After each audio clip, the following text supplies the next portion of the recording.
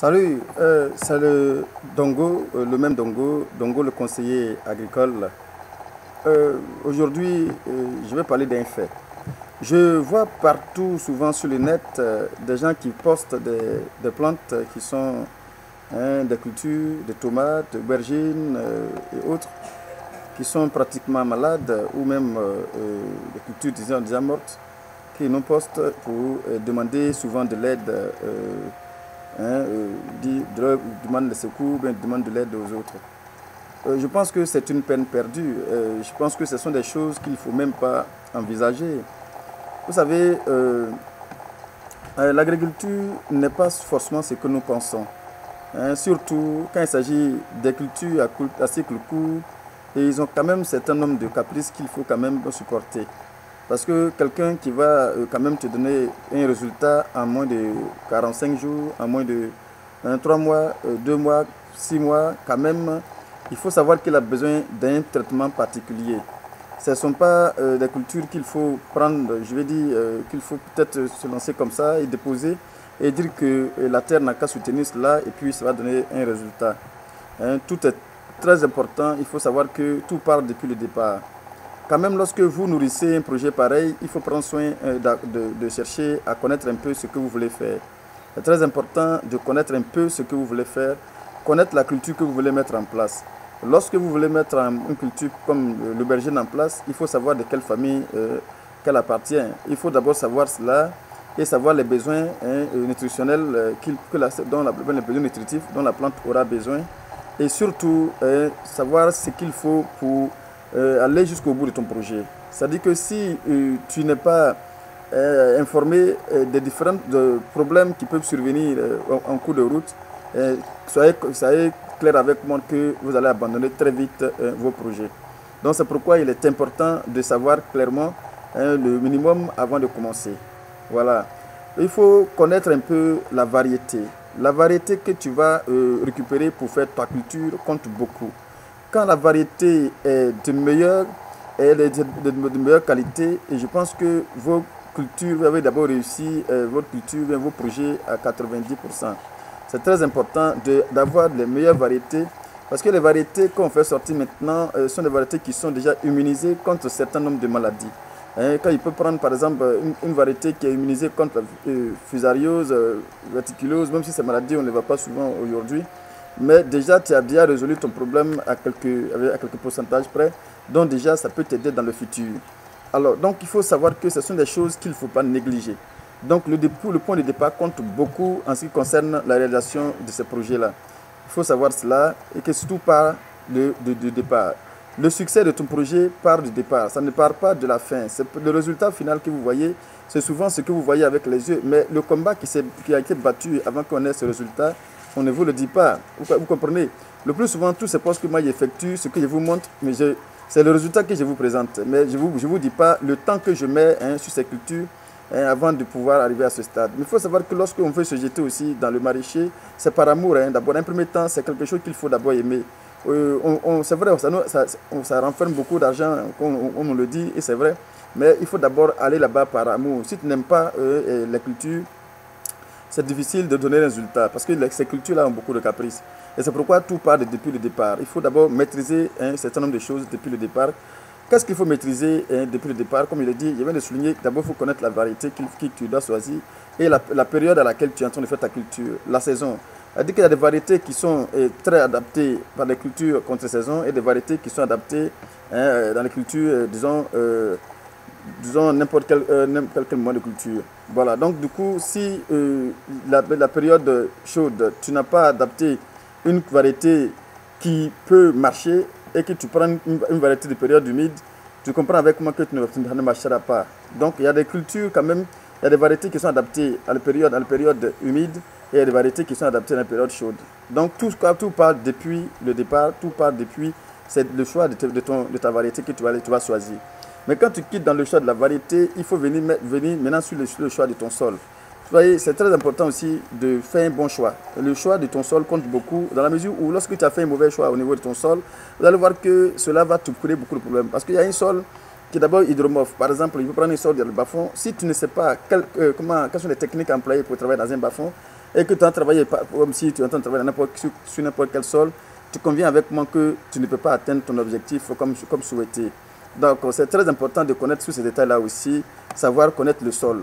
Connaître aussi la pluviométrie. La pluviométrie compte beaucoup. Ça compte beaucoup dans la mesure où si tu ne faisais pas faire des cultures, comme je dis, tu n'as pas fait un bon choix et que tu tombes dans une saison pluvieuse, écoutez, c'est normal que vous allez avoir des soucis, sachant qu'il y a beaucoup de parasites qui descendent avec les eaux de pluie, vous allez avoir des problèmes fongiques. Et ces problèmes fongiques, c'est ce que nous voyons souvent sur le net où les gens nous postent, demandent de l'aide en ce qui concerne les différentes réalisations qu'ils ont déjà effectuées, qui sont déjà attaquées.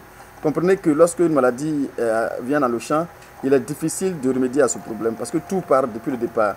Il faut savoir travailler ton sol, il faut savoir déjà éliminer le maximum possible au niveau de ton sol avant d'implanter. Le travail du sol compte beaucoup et c'est très important de le faire au départ. Tout part même depuis la pépinière. Vous savez, c'est pourquoi je vous dis, je ne peux pas vous faire une vidéo spécifique qui va vous aider à remédier à tous les problèmes. Non, c'est-à-dire ce qu'on vous donne, c'est juste pour vous aider dans la mesure du possible. En réalité, ce qu'il vous faut lorsque vous voulez mettre un projet, par exemple, en place, c'est d'avoir un coach. C'est très important. Il faut d'abord chercher à rencontrer une personne qui a déjà réussi dans le domaine. Quand tu rencontres cette personne qui a déjà réussi dans le domaine, il va t'aider avec son expérience à atteindre ton objectif dans les premiers objectifs. Et le plus important, c'est les premiers objectifs les premiers résultats qui sont importants. Si tu atteins les premiers résultats, je pense que tu as déjà le courage de continuer ton projet. Vous savez, lorsque tu viens et que tu échoues dans un premier temps, c'est difficile de continuer. Donc, c'est pour vous dire, il est important de vous chercher quelqu'un qui fait ses preuves déjà dans le domaine, qui maîtrise déjà le domaine. Je ne parle pas des théoriciens forcément qui n'ont pas fait des cas pratiques ou bien qui n'est pas dans la pratique. Mais je vous dis, même quelqu'un qui est à côté, disons nos frères maliens, burkinabés qui sont à côté, qui font déjà, que vous voyez, tu peux prendre conseil auprès de lui, tu peux être attaché à lui pour pouvoir prendre des conseils auprès de lui. Mais dans la mesure du possible, tu peux déjà contacter quelqu'un que sur le net, il peut facilement t'aider à mener ton projet comme il se doit. Donc, ce qu'il faut connaître, c'est un peu, disons, tout ce qu'on vous dit, c'est très théorique. C'est pourquoi je n'aime pas trop faire la théorie. C'est très théorique. On va vous dire tous les noms possibles, on va vous raconter tout ce qu'il faut possible. Mais en réalité, les cas pratiques sont très différents des cas théoriques. Voyez-vous, je peux vous dire tout le nécessaire, comment il faut travailler, comment ça doit se faire de manière pratique, mais ce n'est pas la théorie que moi j'enseigne en fait. C'est pourquoi je donne souvent des conseils comment le faire. Ici, dans ce cas de figure, je vous demande tout simplement de prendre la tâche avec une personne qui a déjà fait ses preuves. Lorsque vous commencez vos projets, au lieu de venir sur le net, regardez un peu, j'ai vu pour une jeune fille sur le net, mais quand elle a posté, les commentaires sont tellement multiples qu'il me pose la question, quelle est, parmi toutes ces propositions qu'on lui a données, qu'est-ce qu'elle va utiliser?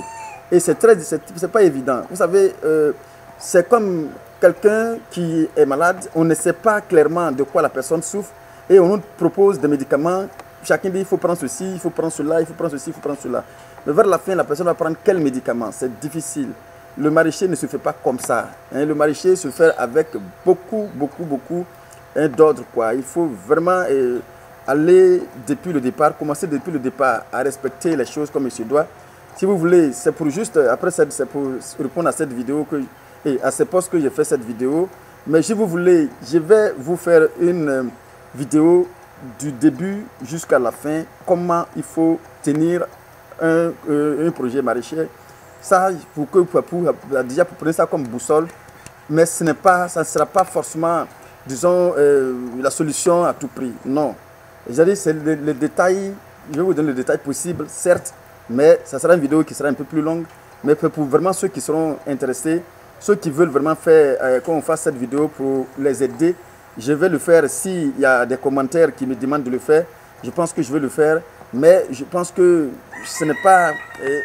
ce qu'il faut, c'est de prendre la tâche auprès des personnes qui sont devant vous, qui peuvent vous aider. Maintenant, si vous voulez que je fasse cette vidéo, je vais prendre un temps pour préparer une belle vidéo sur des différentes étapes à franchir pour atteindre ces résultats que moi je vous donne souvent sur ma page. Voilà, j'ai beaucoup de succès que je vous présente. Je vous laisse souvent aussi la possibilité de me contacter pour vous aider si c'est possible. Si vous avez besoin de l'aide, nous ne sommes pas fermés. Nous partageons notre expérience à toute personne qui veut vraiment se lancer. Nous partageons notre expérience et je vous demande de faire ainsi. C'est pas pratiquement gratuit. Je ne comprends pas grand-chose pour faire ce travail, pour vous donner. L'essentiel, c'est de vous aider à grandir dans vos projets et de réussir vos projets. C'est l'essentiel chez moi. La suite, on verra. Mais pour l'heure, c'est vous aider à avoir du succès dans vos différents projets. Et c'est pourquoi je vous montre souvent ces vidéos. Et souvent, c'est pas ce que je fais, c'est pour juste vous dire qu'on peut réussir dans ce milieu, que cela peut réussir. Moi, je suis dans une zone où apparemment, avant, on disait que ça ne réussirait, on ne peut pas réussir ce que je fais ici. Mais moi, je n'ai pas écouté quelqu'un, je me suis lancé, j'ai essayé, parce que je sais déjà, je connais déjà mes compétences. Donc, du coup, je sais que si je fais, je vais réussir. Et c'est ce que je vous donne comme résultat à tout moment. Donc, c'est vrai que ce n'est pas 100% totalement, mais quand même, j'obtiens 90% des résultats. Je pense que déjà à 90% ou même 95% parfois, je ne me plains pas en réalité. C'est pour dire que ce sont des choses qu'on peut faire. Et donc, je vous exhorte toujours à vous lancer. Mais il faut d'abord essayer de prendre un papier et de énumérer point par point, du début jusqu'à la fin, tout ce qu'il vous faut pour réussir vos projets. Et ça, ça ne manque pas, ça est partout sur le net, on peut avoir cela. Mais ça, ce n'est rien d'autre que théorique. C'est le cas pratique qui compte quoi en fait. Tout ce que vous allez énumérer, c'est très théorique. On peut tout connaître, même bosser tout par cœur. Ça n'a rien à voir avec la pratique. La pratique est une autre réalité. Et c'est cette pratique-là que vous rencontrez souvent lorsque vous postez de vous demander de l'aide. C'est l'apprentissage qui est là en fait. Et je vous dis déjà de ne pas vous décourager. Parce que c'est comme ça que commence l'apprentissage. Et ce qu'il faut savoir, c'est ça. Et lorsque vous venez, il y a d'abord ces gens de résultats qui vont vous choquer. Parfois même, certains disent, mais il ne faut pas vous lancer, il ne faut pas continuer le projet. Mais il faut forcément ça. C'est une phase inévitable dans l'apprentissage. Tous, on a tous passé par là, on a eu ces échecs. Mais dire que, comme on croit en la chose, on continue. Voilà, donc je pense que c'est ce que ce sont des petits conseils que je peux vous donner pour vous qui voulez vous lancer, de prendre soin, de maîtriser d'abord, d'essayer de connaître le minimum, surtout jusqu'à la production. Parce que tout part du départ jusqu'à la fin. Si tu lâches, en un coup de route, ça va te lâcher. Les cultures maraîchères sont comme ça. C'est comme l'élevage, c'est la même chose, ils sont le même cycle. Et donc, il faut savoir que ça demande beaucoup de temps, beaucoup de disponibilité. Par exemple, j'ai vu cette vidéo où qu'elle a posté, les premiers ennemis même sont dans le champ, c'est-à-dire que les herbes. C'est-à-dire que celle-là se cache pratiquement 90% de tous les parasites qui attaquent les cultures. Si tu les as hébergés durant tout ce temps, il est temps maintenant de se nourrir, ils viennent se nourrir, vous vous plaignez. Vous savez, les papillons que vous voyez, ils vont venir pondre. Et les œufs qui vont se transformer en larves, les larves vont commencer déjà à consommer avant même que le reste arrive. Vous comprenez? Donc déjà, c'est là se cachent pratiquement 90% des parasites qui sont dans votre champ. Donc, vous savez que c'est normal que dans ce cas de figure, déjà, quand ils vont commencer à ravager votre champ, ça en est un record, ils vont finir. Donc, prenez soin de ne pas laisser des herbes dans votre champ. Les premiers ennemis, ce sont les herbes dans votre champ. Non seulement les herbes empêchent la croissance des plants, et en plus aussi, en plus de cela, ils cachent, ces herbes-là cachent pratiquement 90% des parasites qui sont dans le champ et qui vont attaquer votre champ. Donc, soit vous décidez de faire de l'agriculture conventionnelle, soit vous décidez de faire de la permaculture. Mais si c'est la permaculture, il y a des techniques de permaculture qu'il faut faire aussi pour pouvoir remédier à tous ces problèmes. Mais vous voulez faire de l'agriculture pour pouvoir sortir, vous avez investi de l'argent, et vous laissez dans les herbes, ça pose problème. Ça va forcément, les premiers ennemis, c'est cela. Donc, évitez de laisser vos cultures dans les champs et dans les herbes, et d'abord un premier temps. Et puis, je ne vous conseille pas souvent les produits sur le net. Non, je préfère ne pas vous conseiller les produits sur le net. Je préfère tout simplement que vous me commentez cela et demandez ce que vous avez, vos besoins. Je vais essayer de vous aider, c'est encore mieux ainsi, quoi. Alors, je vous demande de vous abonner pour recevoir nos différents conseils, pour recevoir toutes nos astuces pour vous aider. C'est juste pour ceux, pour intervenir à ceux qui souvent qui postent sur le net hein, de l'aide. Je vous dis tout simplement que tout part depuis la base. Et puis il y a le B.A.B.A. qu'il faut connaître. À vous maintenant de chercher ce que vous voulez faire, par exemple le chou. Cherchez à savoir qu'est-ce qu'il faut du chou jusqu'à la fin. Si vous avez des difficultés pour celui qui écoute, mettez en commentaire, prenez mon contact, on va s'aider à distance, c'est mieux ainsi quoi en fait. Alors à bientôt, encore une fois, c'est le même Dongo, à bientôt pour une autre vidéo. Merci.